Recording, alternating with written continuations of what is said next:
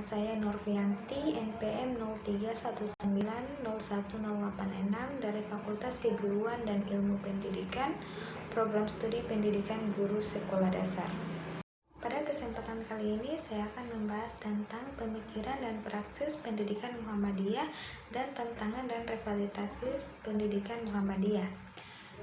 Yang pertama, pendidikan dan praksis pendidikan Muhammadiyah. Pendidikan Islam Ki Hajar Ahmad Dahlan adalah pendidikan melalui penyadaran fungsi dan peran manusia untuk menerapkan Islam yang sebenar-benarnya. Integrasi ilmu agama dengan ilmu pengetahuan mengembangkan sistem toleran dan terbuka pada modernan.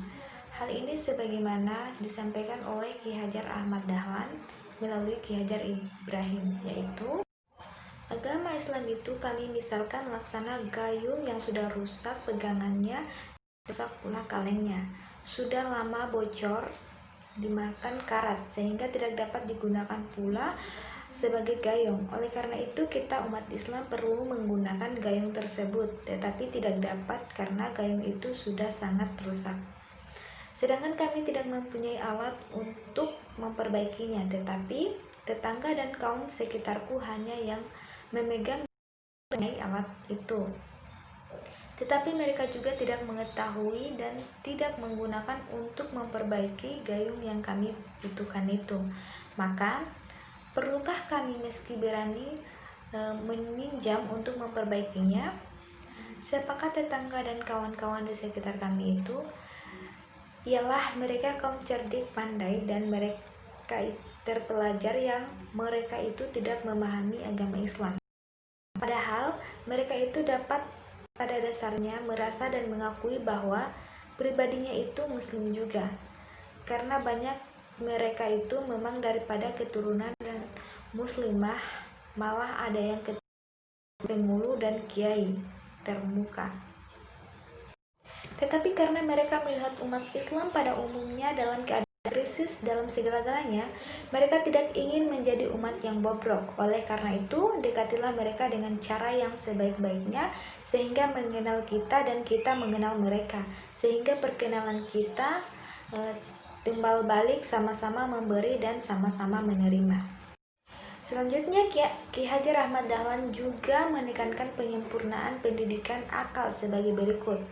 Setinggi-tingginya pendidikan akal ialah pendidikan dengan ilmu mantik, ialah suatu ilmu yang membicarakan suatu yang cocok dengan kenyataan sesuatu itu.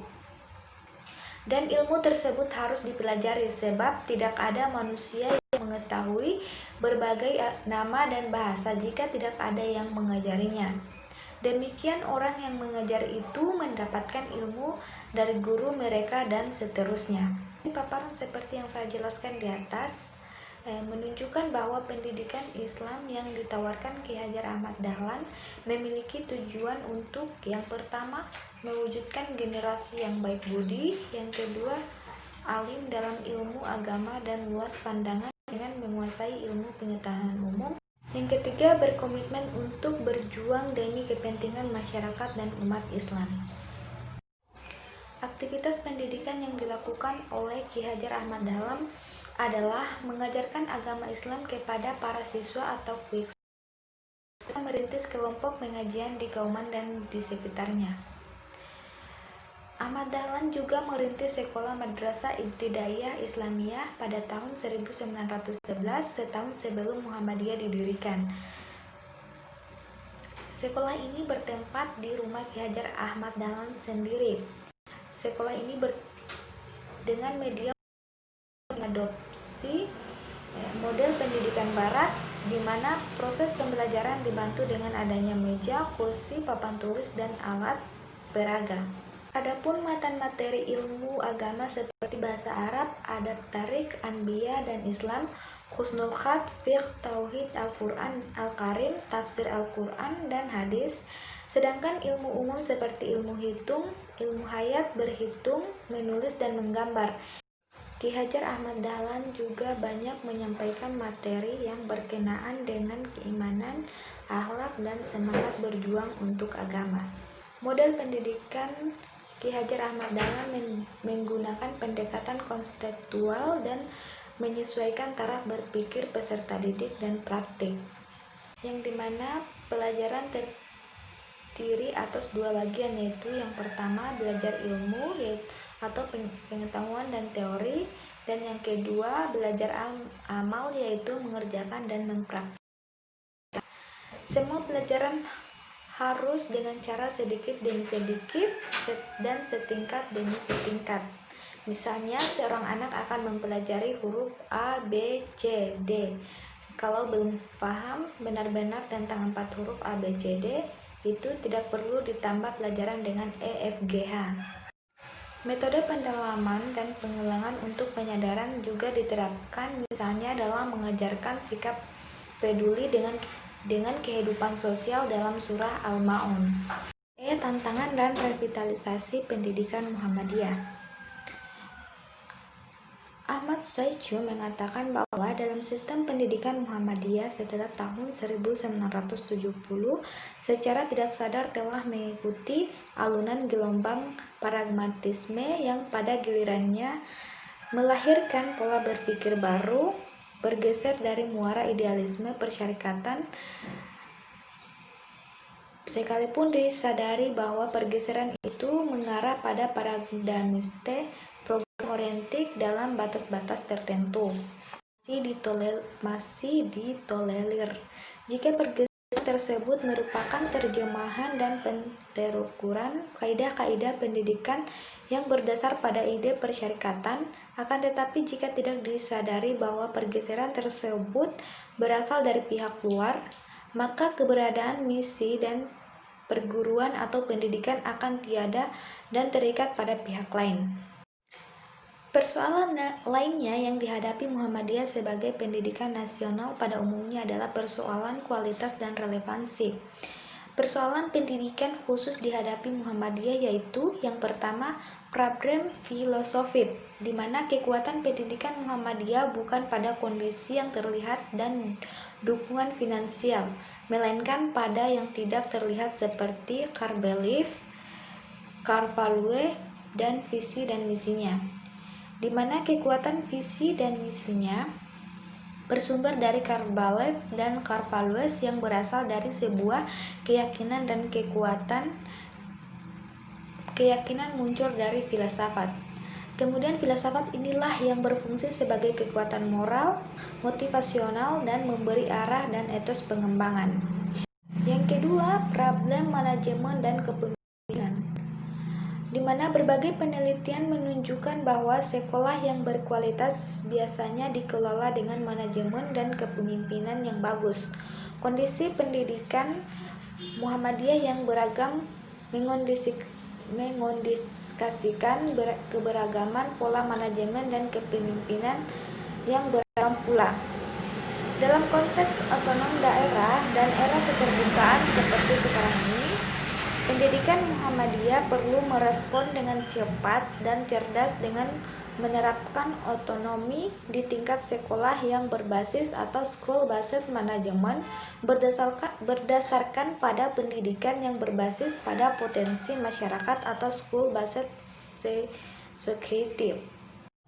Yang ketiga, problem birokratis. Setelah pemerintah menerapkan kebijakan otonomi daerah yang dibarengi dengan otonomi pendidikan ini, tingkat pemerintah di kabupaten atau kota dan pada gilirannya di tingkat sekolah, pendidikan Muhammadiyah tampaknya masih menghadapi problem birokratis di internal Muhammadiyah itu sendiri. Adapun problem birokratis yaitu yang pertama sentralistik, di mana pendidikan Muhammadiyah yang tumbuh dan berkembang dengan kekuatan dari bawah justru mengalami banyak kendala berupa aturan birokrasi dari atas dengan kesalahan bahwa lembaga tersebut milik Persyarikatan Muhammadiyah dan majelis yang membidangi hal tersebut seakan-akan khawatir jika lembaga tersebut mengalami privatisasi.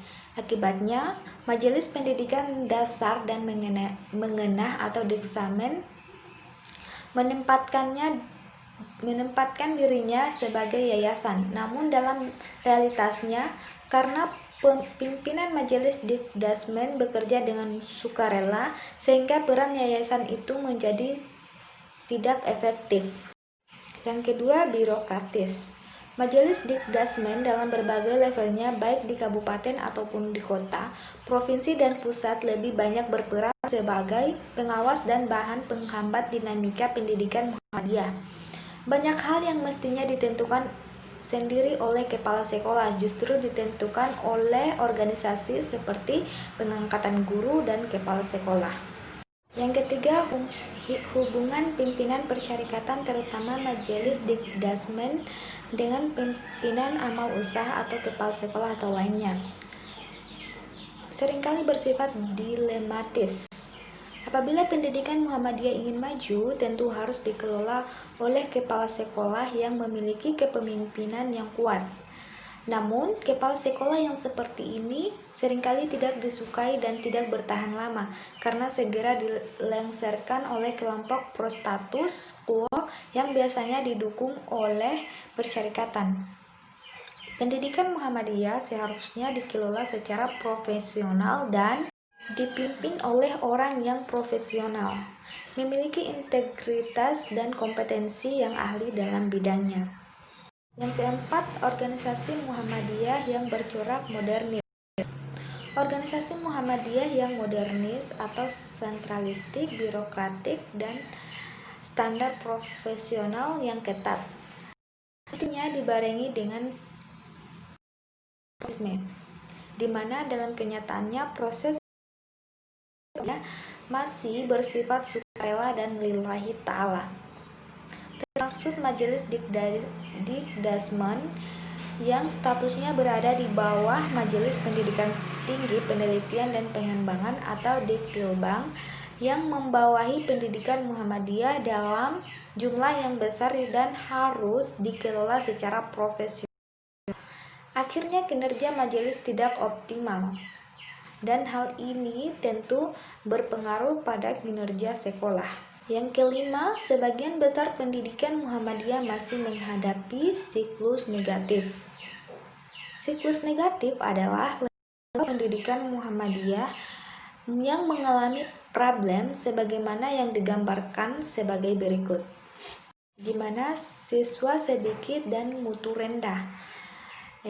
Pendanaan sekolah tidak terpenuhi, profesionalisme rendah dan fasilitas tidak memadai, budaya organisasi sekolah tidak efektif, proses pembelajaran tidak efektif, output tidak berkualitas, dan kepercayaan masyarakat terhadap sekolah sangat rendah. Sekian dari saya, lebih dan kurangnya mohon dimaafkan. Wabillahi taufiq wal hidayah. Wassalamualaikum warahmatullahi wabarakatuh.